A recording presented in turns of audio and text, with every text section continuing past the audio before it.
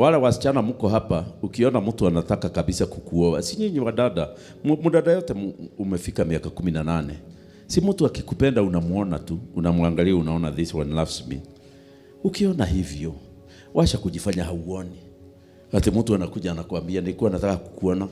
Ongea kijana, ongea wewe. Bwana Yesu asifiwe. Hata mwingine aliuliza kijana, hiyo ndio melaini tu uko naye. Wewe unauliza mtu kama ako na line. Ni sia boka kani sia walu. Paka kijana anaipika. Unajifanya haujui anafanya nini. Na ndio unaona kijiji hakuna msichana alikuwa amebaki. Kwa sababu wasichana wote ukianza kuwaongelesha wanaanza kushona na hii kidole kikubwa. Na ndio wote ni married. Wa hapa baada ya kushona ni kukuambia ongea haraka. Open up my brother, open up. What did you want? Kuna mtu anaweza kukuuliza hivi ukimwambia open up. Ni kujaribu tu kuwashauri. Kwa sababu siku hizi hatuna forum za kushauri watu kuolewa na kuoa. Amen. Lakini tunaona katika Biblia Naomi akishauri Ruth vile atafanya ndio aolewe.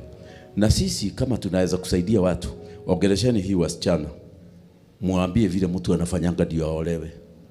Wasichana wa Nairobi hata kama umekaa city na umekaa kwa biashara na una mezoea kuangalia mtu jisho kwa jisho.